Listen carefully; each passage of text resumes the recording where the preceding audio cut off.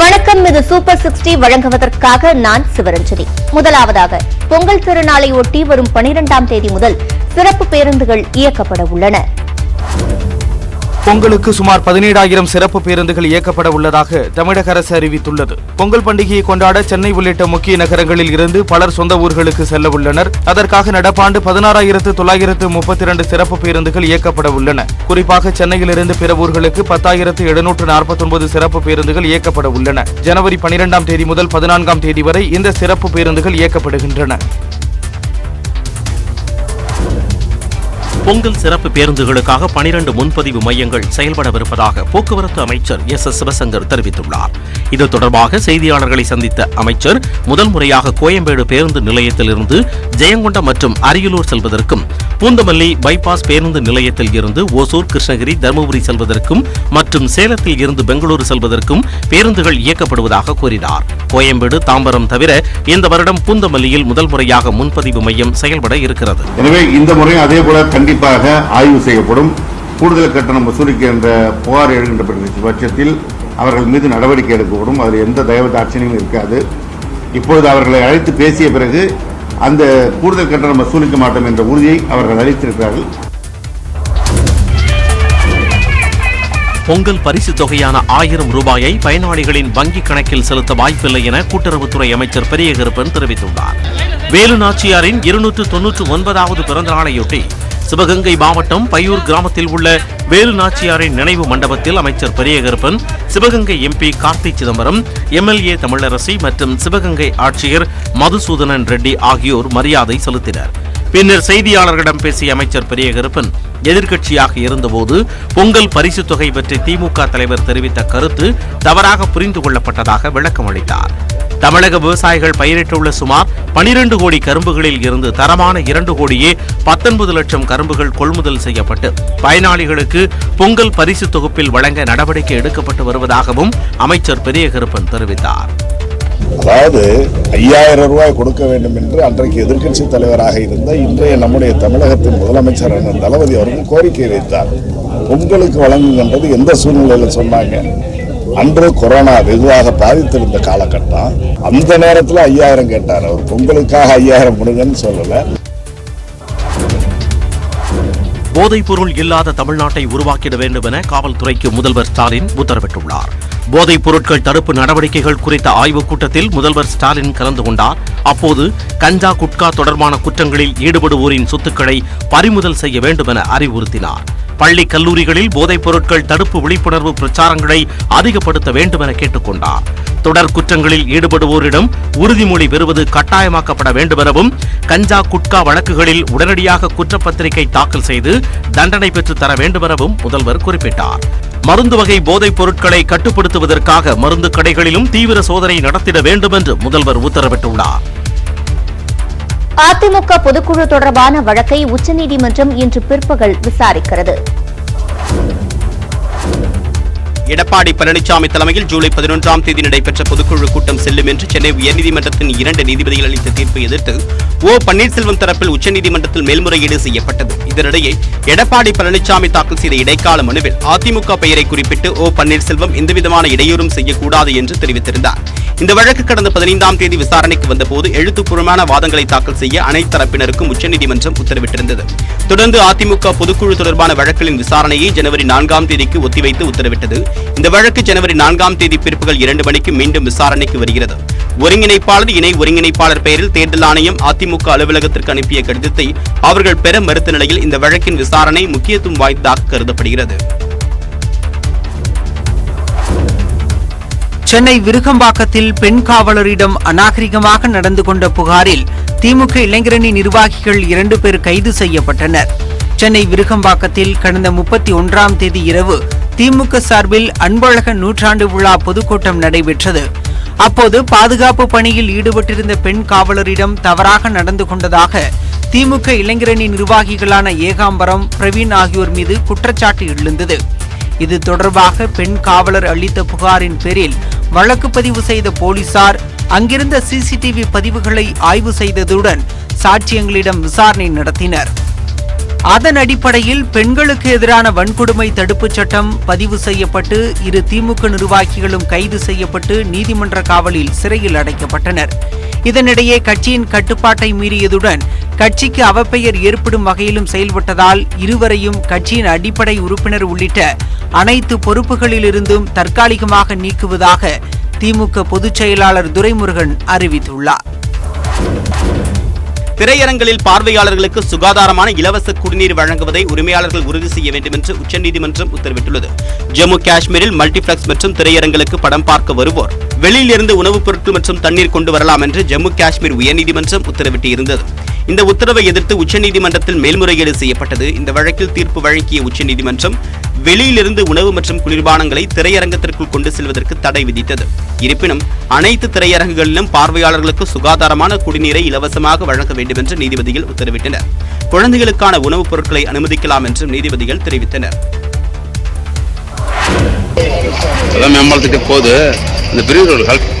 பெரம்பலூரில் சென்னை திருச்சி தேசிய நெடுஞ்சாலையில் அடுத்தடுத்து வாகனங்கள் மோதி ஏற்பட்ட கோர விபத்தில் 2 பேர் உயிரிழந்தனர். பெரம்பலூர் 3 ரோடு மேம்பாலம் அருகே நேற்று நள்ளிரவில் திருச்சி இருங்கலூர் கிராமத்தைச் சேர்ந்த 3 பேர் இருசக்கர வாகனத்தில் சென்றுள்ளனர். அப்போது சென்னையிலிருந்து கொடைக்கானல் நோக்கி சென்ற கார் இருசக்கர வாகனம் மீது மோதியது. இதில் இருசக்கர வாகனத்தில் சென்ற 3வரும் தூக்கி வீசப்பட்டனர். மேலும் அதிவேகமாக சென்ற கார் சாலை மைய தடுப்பையும் தாண்டி மறுபுறம் சென்று சென்னை நோக்கி வந்த 2 கார்கள் மற்றும் மேல்மருவத்தூர் வந்த பக்தர்களின் வேன் மீதும் மோதியது. இதில் வேன் கவிழ்ந்த நிலையில் விபத்தை ஏற்படுத்திய காரும் அப்பளம் போல நொறுங்கியது. இந்த கோர விபத்தில் இருசக்கர வாகனத்தில் சென்ற ஒருவரும் விபத்தை ஏற்படுத்திய கார் ஓட்டுநரும் உயிரிழந்தனர்.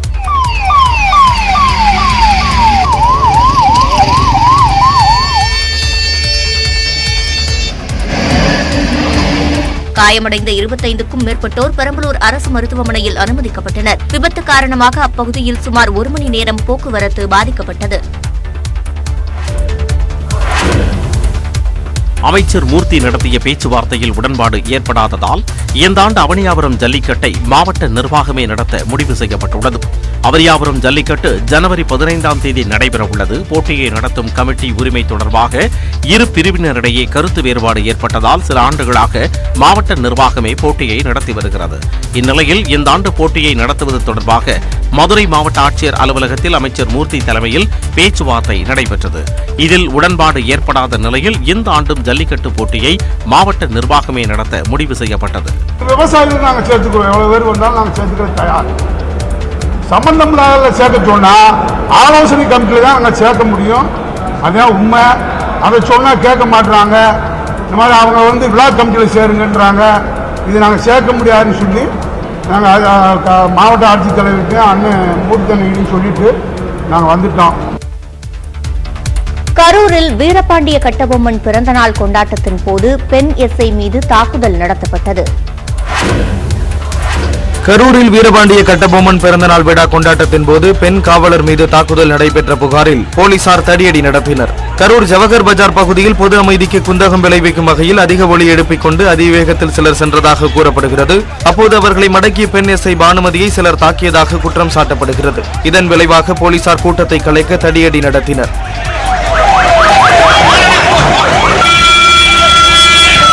இதனால் அப்பகுதியில் இருந்த நபர்கள் சிதறி ஓடினர். இந்த சம்பவத்தின் எதிரொலியாக கரூர் பேருந்து நிலையம் அருகில் 1 மணி நேரத்திற்கு மேலாக பரபரப்பு ஏற்பட்டது.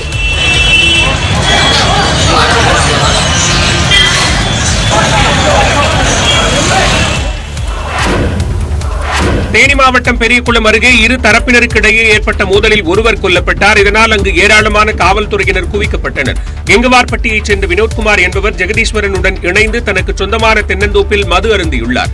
அப்போது அங்கு இரு இளைஞர்கள் மது போதையில் வந்ததாக கூறப்படுகிறது. இதனையடுத்து வினோத்குமார் அவர்களை விரட்ட முயன்ற போது தள்ளுமுள்ளு ஏற்பட்டுள்ளது. பின்னர் அங்கிருந்து சென்ற இரு இளைஞர்களும் தங்கள் உறவினர்கள் 10 பேருடன் வந்து வினோத்குமார், ஜெகதீஸ்வரன் மற்றும் அவர்களுடன் இருந்த 17 வயது சிறுவனை தாக்கியுள்ளனர். அவர்களை மருத்துவமனைக்கு அழைத்துச் சென்றபோது ஜெகதீஸ்வரன் இறந்து விட்டதாக மருத்துவர்கள் தெரிவித்துள்ளனர். இதுகுறித்து தேனி மாவட்ட காவல் கண்காணிப்பாளர் பிரவீன் உமேஷ் டோங்கரே நேரில் விசாரணை மேற்கொண்டார். கொலையாளிகளை பிடிக்க தனிப்படை அமைக்கப்பட்டுள்ளது. மேலும் அசம்பாவிதம் ஏற்படாமல் தடுக்க பகுதியில் காவல்துறையினர் குவிக்கப்பட்டுள்ளனர். நீட் வழக்கில் மேலும் அவகாசம் கோரினால் மனுவை தள்ளுபடி செய்ய நேரிடும் என தமிழ்நாடு அரசுக்கு உச்சநீதிமன்றம் எச்சரிக்கை விடுத்துள்ளது. நீட் தேர்வுக்கு எதிராக தமிழ்நாடு அரசு உச்சநீதிமன்றத்தில் மனு தாக்கல் செய்துள்ளது. இந்த வழக்கு விசாரணையின் போது நீட் விலக்கு மசோதா இன்னும் ஒப்புதல் பெறாமல் நிலுவையில் உள்ளதால் வழக்கு விசாரணையை தள்ளி வைக்க வேண்டும் என தமிழ்நாடு அரசு கோரிக்கை வைத்தது. இதற்கு அதிருப்தி தெரிவித்த நீதிபதி அஜய் ரஸ்தோகி இந்த விவகாரத்தில் ஒவ்வொரு முறையும் ஏன் வழக்கை ஒத்திவைக்க கோருகிறீர்கள் என்று கேள்வி எழுப்பினார். மேலும் ஆளுநர் மற்றும் குடியரசுத் தலைவரை சுட்டிக்காட்டி மீண்டும் அவகாசம் கோரினால் உச்சநீதிமன்றம் இதில் தலையிட முடியாது என்றும் மனுவை தள்ளுபடி செய்ய நேரிடும் என்றும் நீதிபதிகள் எச்சரித்தனர்.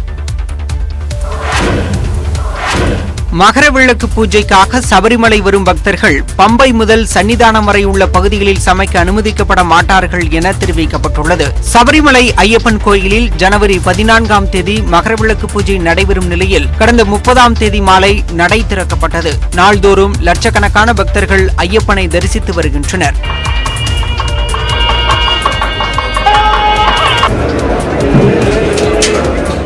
90,000 பக்தர்கள் ஆன்லைனில் முன்பதிவு செய்துள்ள நிலையில் உடனடி தரிசனத்திற்காகவும் ஏராளமானோர் வருகின்றனர். இந்நிலையில் பக்தர்களுக்கு தேவையான வசதிகளை செய்து தரும் வகையில் சிறப்பு அதிகாரி விஷ்ணுராஜ் தலைமையில் சிறப்பு கூட்டம் நடைபெற்றது. கூட்டத்திற்கு பின்பு செய்தியாளர்களிடம் பேசிய விஷ்ணுராஜ், பம்பை முதல் சன்னிதானம் வரை எந்த இடத்திலும் பக்தர்கள் சமையல் செய்ய அனுமதிக்கப்பட மாட்டார்கள் என்றார். தீயினால் ஏற்படும் விபத்துகளை தடுக்கும் வகையில் இந்த நடவடிக்கை எடுக்கப்பட்டுள்ளதாகவும் பக்தர்கள் சமையல் பாத்திரங்களை எடுத்துச் செல்வதற்கும் தடை விதிக்கப்படுவதாகவும் கூறினார். கலை மற்றும் ஆன்மீகத்தில் இந்தியாவின் தலைநகரமாக தமிழகம் விளங்குவதாக ஆளுநர் ஆர்.என். ரவி தெரிவித்துள்ளார். சென்னை கீழ்ப்பாக்கத்தில் உள்ள பவன் ராஜாஜி வித்யாசிரம் பள்ளி வளாகத்தில் தென்னக பண்பாட்டு மையம் சார்பில் ஆக்டேவ் எனும் நிகழ்ச்சியை ஆளுநர் ஆர்.என். ரவி தொடங்கி வைத்தார். அப்போது பேசிய அவர், நாட்டின் வளர்ச்சியின் அடையாளமாக வடகிழக்கு மாநிலங்கள் திகழ்வதாக கூறினார். வடகிழக்கு மாநிலங்கள் மிகவும் அழகானவை என குறிப்பிட்ட ஆளுநர், தமிழக மக்கள் வடகிழக்கு மாநிலங்களுக்கு சென்று வர வேண்டும் என கேட்டுக் கொண்டார்.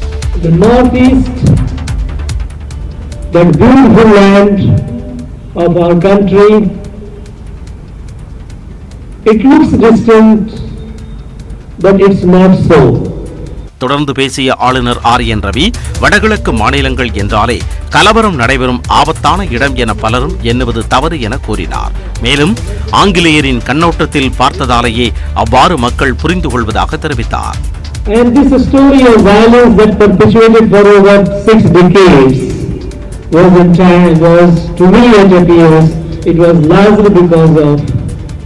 our misunderstanding of the finest of the people.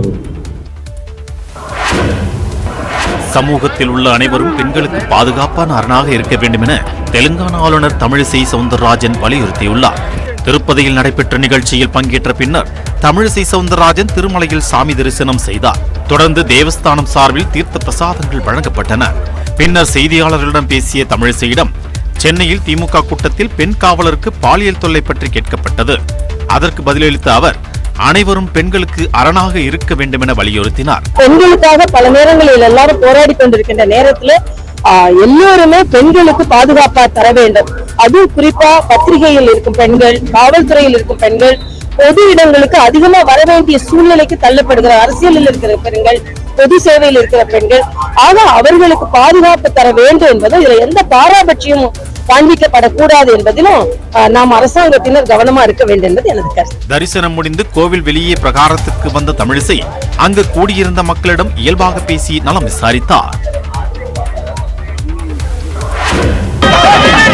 Pongal பரிசு தொகையாக தமிழக அரசு 5,000 ரூபாய் வழங்க வேண்டும் என்று எதிர்க்கட்சித் தலைவர் எடப்பாடி பழனிசாமி வலியுறுத்தியுள்ளார். கள்ளக்குறிச்சி மாவட்டம் விருதாச்சலத்தில் நரிக்குறவர் சமுதாய மக்களுக்கு எடப்பாடி பழனிசாமி வீடுகளை வழங்கி பேசினார்.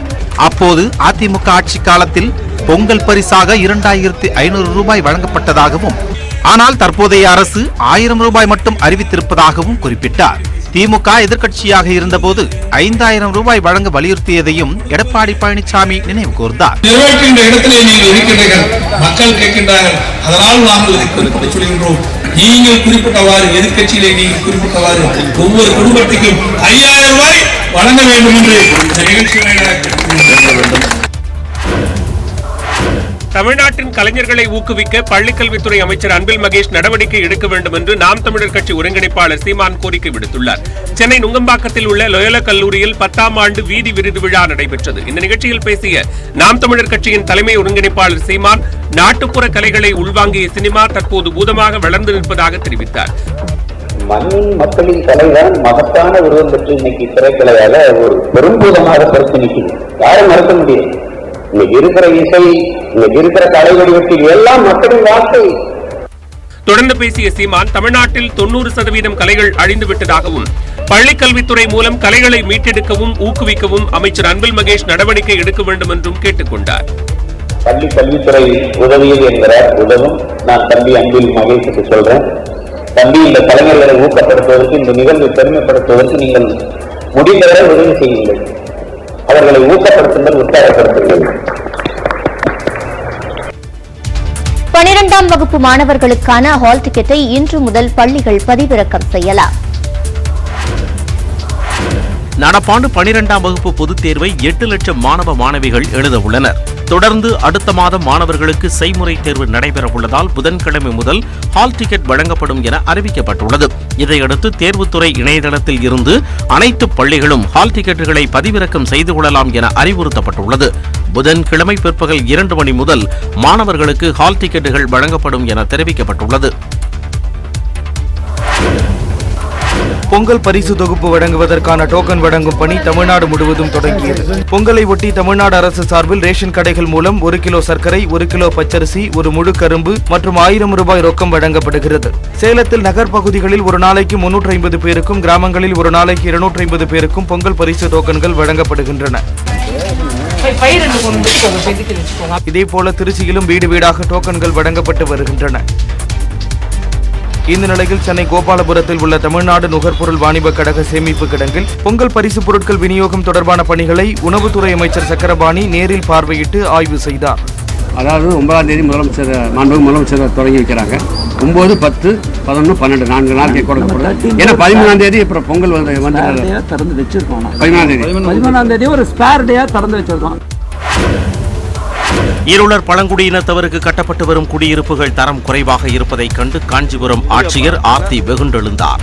காஞ்சிபுரம் மாவட்டம் பாலாஜாபாத் ஒன்றியம் ஊத்துக்காட்டில் சுமார் 3.5 கோடி ரூபாய் மதிப்பீட்டில் இருளர் பழங்குடியினருக்காக 76 குடியிருப்புகள் கட்டப்பட்டு வருகின்றன.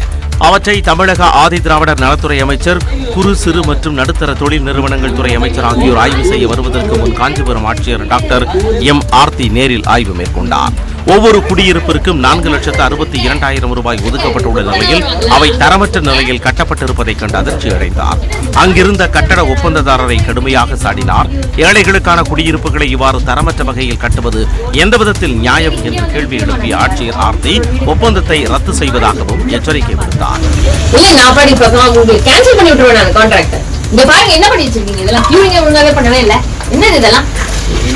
எவ்வளவு இந்த வீடோட காஸ்ட் தெரியுமா உங்களுக்கு?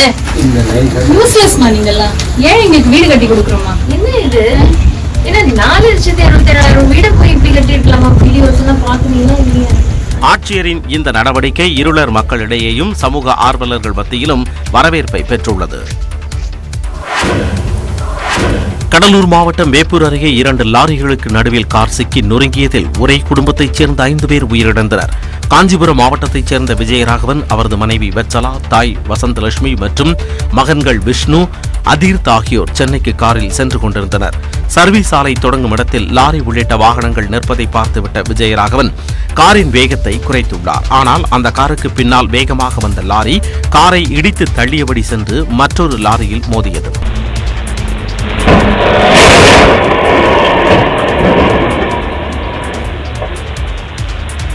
இந்த விபத்தில் விஜயராகவனின் குடும்பத்தினர் பரிதாபமாக உயிரிழந்தனர்.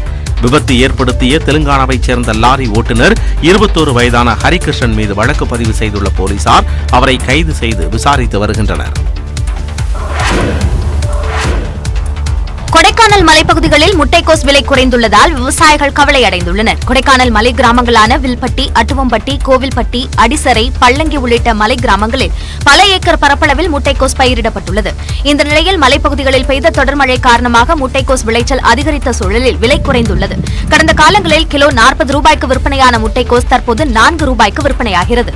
இப்போ இந்த கோஸ் வந்து மார்க்கெட்டில் மதுரை மார்க்கெட்டில் என்ன விலை போகுதுன்னா 250 ரூபா போகுது. 60 கிலோ கோஸ் போட்டால் 250 ரூபா போகுது. 250 ரூபா கிலோ வந்து 4 ரூபா ரேட் போகுது. எங்களுக்கு இங்கேயே ஒரு மூட கோஸ் வெட்டுறதுக்கு சாக்கு, வெட்டுக்கூலி, வாடகை எல்லாம் சேர்த்து அங்கே கமிஷன் எல்லா வாடகைலாம் இங்கேருந்து போகிற மதுரைக்கு மூடைக்கு 100 ரூபா போடுறாங்க. வாடகைலாம் கழிச்சு பார்த்தா எங்களுக்கு ஒன்றுமே இல்லை. விலை குறைவால் முட்டைக்கோஸ்களை அறுவடை செய்யாமல் தோட்ட பகுதியிலேயே விவசாயிகள் விட்டுச் செல்கின்றனர். தமிழக எல்லைக்கு உட்பட்ட பகுதியில் சுருக்குமடி வலைகளை பயன்படுத்துவதை கண்காணிப்பது யார் என உச்சநீதிமன்றம் கேள்வி எழுப்பியுள்ளது. சுருக்குமடி வலை விவகாரத்தில் மத்திய அரசு பிரமாண பத்திரம் தாக்கல் செய்ய உச்சநீதிமன்றம் உத்தரவிட்டுள்ளது. சுருக்குமடி வலைகளை தமிழக அரசின் கட்டுப்பாட்டில் உள்ள கடல் எல்லை வழியாக எடுத்துச் செல்ல அனுமதி கோரி தமிழ்நாடு மோட்டார் படகு உரிமையாளர்கள் தாக்கல் செய்த மனு உச்சநீதிமன்றத்தில் விசாரணைக்கு வந்தது. அப்போது GPS தொழில்நுட்பத்தை பயன்படுத்தி மீனவர்களை கண்காணிக்கலாம் என மோட்டார் படகு மீனவர்கள் தரப்பில் வாதிடப்பட்டது. தமிழக அரசின் சார்பில் ஆஜரான மூத்த வழக்கறிஞர் முகுல் ரோஹத்கி பாரம்பரிய மீனவர்கள் பாதிக்கப்படுவார்கள் எனும் காரணத்தினால்தான் சுருக்குமடி வலைகளுக்கு தடை விதிக்கப்பட்டுள்ளதாகவும் 12 கடல் மைல்களுக்கு அப்பால் சுருக்குமடி வலைகளை அனுமதித்தால் அதனை கண்காணிப்பது மிக கடினம் என்றும் வாதிட்டார். இதனைத் தொடர்ந்து வாதிட்ட மத்திய அரசு தரப்பு நிபுணர்கள் குழுவின் அறிக்கையின் அடிப்படையில் உரிய கண்காணிப்புடன் 12 கடல் மைல்களுக்கு அப்பால் சுருக்குமடி வலை பயன்பாட்டை அனுமதிக்கலாம் என்றது. இதையடுத்து தமிழக எல்லைக்குட்பட்ட பகுதியில் சுருக்குமடி வலைகள் பயன்படுத்தவில்லை என உறுதிப்படுத்துவது யார், கண்காணிப்பது யார் என கேள்வி எழுப்பிய நீதிபதிகள் மற்ற மாநிலங்களில் என்ன நடைமுறை பின்பற்றப்படுகிறது என பிரமாண பத்திரம் தாக்கல் செய்ய உத்தரவிட்டார்.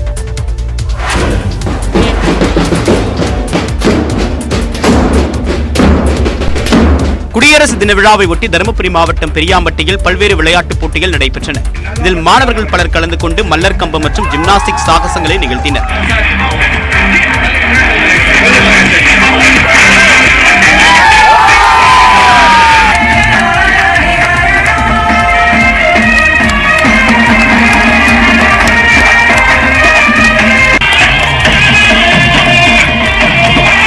ஒலிம்பிக் போட்டிகளில் தமிழக மாணவர்கள் பங்கேற்பதற்கான நடவடிக்கைகளை தமிழக அரசு மேற்கொண்டு வருவதாக அமைச்சர் MRK பன்னீர்செல்வம் தெரிவித்தார். தருமபுரி மாவட்டத்தில் 5 சட்டமன்ற தொகுதியில் 3 சட்டமன்ற தொகுதியில் விளையாட்டு மைதானம் அமைக்கின்ற பணி ஆரம்பிக்கப்பட இருக்கிறது. 1 ஆரம்பித்துக் கொண்டிருக்கிறார்கள். 2 ஜீவோ வழங்கப்பட்டிருப்பது.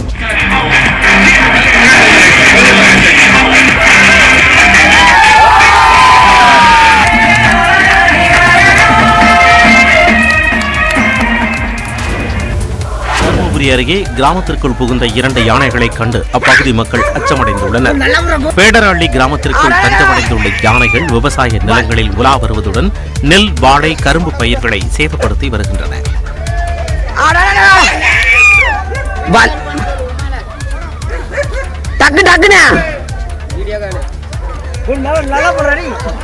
ஒரு வாரமாக ஊருக்குள் இண்டூர் அருகே பவர் பிளான்ட் மையத்தின் சுற்றுச்சுவரை இடித்துள்ளன.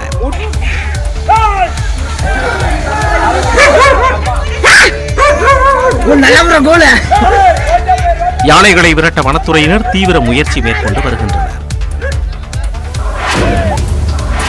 சென்னை வியாசர்பாடியில் காணாமல் போன நாயை கண்டுபிடித்து தருபவர்களுக்கு 10,000 ரூபாய் சன்மானம் வழங்கப்படும் என்று போஸ்டர்கள் ஒட்டப்பட்ட நிலையில் நாய் பத்திரமாக மீட்கப்பட்டுள்ளது.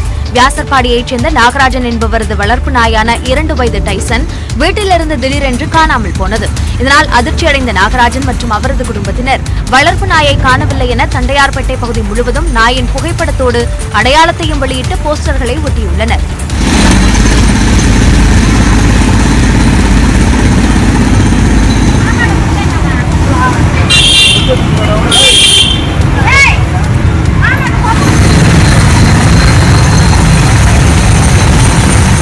மேலும் நாயை கண்டுபிடித்து தருபவர்களுக்கு 10,000 ரூபாய் சன்மானம் வழங்கப்படும் என்றும் தெரிவித்திருந்தனர். அந்த போஸ்டர் சமூக வலைதளங்களிலும் பகிரப்பட்டது. இதனைத் தொடர்ந்து காணாமல் போன நாயை பத்திரமாக மீட்டு நாகராஜனின் குடும்பத்திடம் அப்பகுதியைச் சேர்ந்த ஒருவர் ஒப்படைத்துள்ளார். மேலும் சன்மானத்தையும் அவர் வாங்க மறுத்துள்ளார். இதனால் நாகராஜனின் குடும்பத்தினர் மகிழ்ச்சி அடைந்துள்ளனர். தூத்துக்குடி மாவட்டத்தில் மாணவரின் சந்தேக மரணம் தொடர்பாக விசாரணை நடைபெற்று வருகிறது. தூத்துக்குடி மாவட்டத்தில் பள்ளி தலைமை ஆசிரியை மாணவர்களை கட்டாயப்படுத்தி பராமரிப்பு வேலைகளை செய்ய வைத்தபோது 5ஆம் வகுப்பு மாணவர் தலையில் பலத்த காயமடைந்து சந்தேகத்திற்கிடமான முறையில் உயிரிழந்துள்ளார். தோப்பூர் பகுதியைச் சேர்ந்தவர் சிவபெருமாள். இவரது மகன் அஜய்குமார் அங்குள்ள அரசு ஆதி திராவிட நல தொடக்கப் பள்ளியில் 5ஆம் வகுப்பு படித்து வந்தார். அரையாண்டு தேர்வு விடுமுறை என்பதால் பள்ளியில் பராமரிப்பு பணிகள் நடைபெற்று வந்தன. பள்ளி வளாகத்தில் வளர்த்திருக்கும் செடிகளை அகற்றுவதற்காக மாணவர்கள் சிலரை தலைமை ஆசிரியை மற்றும் வகுப்பு ஆசிரியை ஆகியோர் பள்ளிக்கு வரவழைத்துள்ளனர். அஜய்குமார் உள்ளிட்ட சில மாணவர்கள் பள்ளி சென்று வேலை செய்துவிட்டு ஒற்றையடி பாதை வழியாக பள்ளியின் முன்புறத்திற்கு வந்துள்ளனர். அப்போது திடீரென பெரும் சத்தம் ஒன்று கேட்டுள்ளது. இதில் மாணவர் அஜய்குமாருக்கு தலையில் பலத்த அடிபட்டது. உயிருக்கு ஆபத்தான நிலையில் நெல்லை அரசு மருத்துவமனையில் சேர்க்கப்பட்ட அஜய்குமார் சிகிச்சை பலனின்றி உயிரிழந்தார். சார் தக்க நடவடிக்கை எடுக்கணும் சார். குற்றவாளியை கடுமையாக கண்டிக்கணும் சார், கண்டுபிடிக்கணும். இதுவரைக்கும் எந்த நடவடிக்கை எடுக்கல சார். குற்றவாளியை கண்டுபிடிக்கவில்லை. 2 நாள் ஆகிட்டு சார். போலீஸ் எந்த தகவலுமே தரல சார். அதனால் அந்த தலைமை ஆசிரியர் கடுமையாக நடவடிக்கை எடுத்து விசாரணை பண்ண வேண்டியிருக்கோம் சார். உடல் இன்னைக்கு வாங்கல சார். நாங்கள் ஆமாம் சார், கைது பண்ணும்போது வாங்கணும் சார். நடவடிக்கை எடுத்த பிறகு வாங்கிட்டு இருக்கோம் சார். மாணவரின் மரணத்திற்கு காரணம் கிடைக்கும் வரை உடலை வாங்க மாட்டோம் என உறவினர்கள் கூறியுள்ளனர்.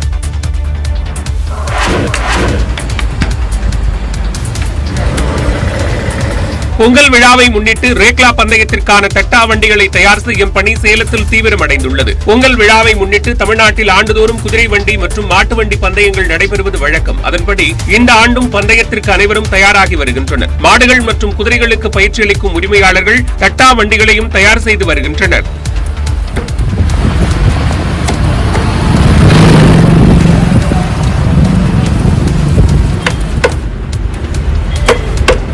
சேலம் நெத்திமேடு அருகே உள்ள பவானியார் பட்டறையில் தட்டா வண்டிகளை தயாரிக்கும் பணி தீவிரமடைந்துள்ளது. 25,000 ரூபாய் முதல் 1,50,000 லட்சம் ரூபாய் வரை செலவு செய்து தட்டா வண்டிகள் தயார் செய்யப்பட்டு வருகின்றன. ஆன்லைன் ரம்மியை முழுமையாக தடை செய்ய வேண்டும் என்பது தமிழ்நாடு அரசின் நோக்கம் என்று சட்டத்துறை அமைச்சர் ரகுபதி தெரிவித்துள்ளார். புதுக்கோட்டையில் நடைபெற்ற நிகழ்ச்சியில் பங்கேற்ற பிறகு செய்தியாளர் பேசியவர், மத்திய அரசு கொண்டுவரக்கூடிய சட்டம் ஆன்லைன் ரம்மி நிறுவனங்களை மறைமுகமாக பாதுகாக்கக்கூடிய வகையில் இருந்தால் அது கண்டிக்கத்தக்கது என்று குறிப்பிட்டார். வந்திருக்கிற சட்டங்கிறது எல்லாருக்கும் பொதுவானது, ஏற்றுக்கொள்ளத்தக்கது. அதை அடிப்படையாக வைத்து ஒன்றிய அரசாங்கம் அந்த சட்டத்தை கொண்டு வந்திருக்குமேயானால் அது வரவேற்கத்தக்கதாக இருக்கும். அதை விட்டுவிட்டு ஆன்லைன் சூதாட்டங்களை நடத்துகின்றவர்களை அவர்களுடைய பாதுகாப்பதற்காக ஒரு மறைமுகமாக ஏதாவது செய்கின்ற செயலாக இருந்தால் அது நிச்சயமாக கண்டிக்கத்தக்கதாக இருக்கும். சென்னை மெட்ரோ ரயிலின் அடுத்தடுத்த வழித்தடங்கள் அமைக்க கடன் பெறுவதற்கு ஒப்பந்தம் செய்யப்பட்டுள்ளது. சென்னை மெட்ரோ ரயில் திட்டத்திற்காக 2,900 கோடி ரூபாய் கடன் வழங்குவதற்கு இந்திய அரசு மற்றும் ஆசிய வளர்ச்சி வங்கி இடையே ஒப்பந்தம் கையெழுத்தானது. சென்னை மெட்ரோ ரயில் திட்டத்தில் ஏற்கனவே 2 வழித்தடங்கள் உள்ள நிலையில் மேலும் 3 வழித்தடங்கள் அமைக்கப்பட உள்ளன. இதற்காக 6,500 கோடி ரூபாய் கடன் வழங்க கடந்த மாதம் 8ஆம் தேதி ஆசிய வளர்ச்சி வங்கி ஒப்புதல் அளித்தது. இதன் முதற்கட்டமாக 2,900 கோடி ரூபாய் கடன் வழங்குவதற்கான ஒப்பந்தம் நேற்று கையெழுத்தானது. இதில் இந்திய அரசு சார்பில் பொருளாதார விவகாரங்கள் துறை கூடுதல் செயலாளர் ரஜத்குமார் மிஸ்ராவும் ஆசிய வளர்ச்சி வங்கியின் இந்திய பொறுப்பாளர் நிலையா மிடாஷும் கையெழுத்திட்டனர். மெட்ரோ ரயில் திட்டத்தில் சோழிங்கநல்லூரில் இருந்து மாநில தொழில் ஊக்குவிப்பு கழகம் வரை 10.1 கிலோமீட்டர் தொலைவிற்கு 3வது வழித்தடம் அமைகிறது. மேலும் கலங்கரை விளக்கம் முதல் மீனாட்சி கல்லூரி வரை சுரங்கப்பாதை வழியாக 4வது வழித்தடமும், சென்னை கோயம்பேடு பேருந்து நிலையம் முதல் ஒக்கியம் துறைப்பாக்கம் வரை 5வது வழித்தடமும் அமைய உள்ளது குறிப்பிடத்தக்கது. வருங்காலங்களில் பொங்கல் கரும்புகளுக்கு பயிர் காப்பீடு செய்ய அரசு வழிவகை செய்ய வேண்டும் என்று சீர்காழி விவசாயிகள் கோரிக்கை விடுத்துள்ளனர். மயிலாடுதுறை மாவட்டம் அல்லி விளாகம், செம்பதனிருப்பு, காத்திருப்பு உள்ளிட்ட பகுதிகளில் சுமார் 100 ஏக்கர் நிலப்பரப்பில் பொங்கல் பண்டிகைக்காக கரும்புகள் பயிரிடப்பட்டுள்ளன. இந்நிலையில் கடந்த சில தினங்களுக்கு முன்பு ஏற்பட்ட சூறைக்காற்று மற்றும் கனமழையால் கரும்புகள் சாய்ந்திருப்பதாக விவசாயிகள் கவலை அடைந்துள்ளனர்.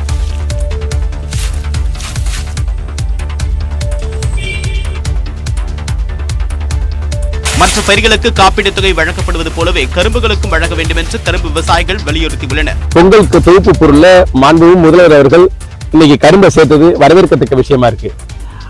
அதனுடன் என்ன சொல்ல விரும்புறோம்னா, நாங்க இடைத்தரகர்கள் அரசு நேரடி கொள்முதல் செய்யணும். கொள்முதல் செய்து எங்களுடைய வங்கி கணக்கில் பணத்தை வரவு வைக்க வேண்டும். அனைத்து மாநில தலைமை செயலாளர்களுடன் பிரதமர் நரேந்திர மோடி 3 நாட்கள் ஆலோசனை மேற்கொள்ள உள்ளார். பிரதமர் மற்றும் மாநில தலைமை செயலாளர்களுடனான ஆலோசனை கூட்டம் டெல்லியில் உள்ள இந்திய விவசாய ஆராய்ச்சி நிறுவனத்தில் வருகின்ற 5ஆம் தேதி முதல் 7ஆம் தேதி வரை நடைபெறவுள்ளது. பட்ஜெட்டுக்கு முந்தைய இந்த ஆலோசனை மாநாட்டில் மத்திய மற்றும் மாநில அரசுகளின் உயர் அதிகாரிகள் பலர் கலந்து கொள்ள உள்ளனர். 3 நாள் மாநாட்டில் உள்கட்டமைப்பு, வேலைவாய்ப்பு, வளர்ச்சி, சுகாதாரம் மற்றும் பருவநிலை உள்ளிட்ட பல்வேறு தலைப்புகளில் விவாதம் நடைபெறவுள்ளது. பிரதமர் மற்றும் மாநில முதலமைச்சர்களுக்கு இடையேயான நிதி ஆயோக்கின் அடுத்த கூட்டத்திற்கான நிகழ்ச்சி நிரலையும் இந்த கூட்டம் முடிவு செய்யும் என்றும் கூறப்படுகிறது. கடந்த ஆண்டில் தர்மசாலாவில் பிரதமர் நரேந்திர மோடி தலைமையில் தலைமை செயலாளர்கள் மாநாடு நடைபெற்றது குறிப்பிடத்தக்கது.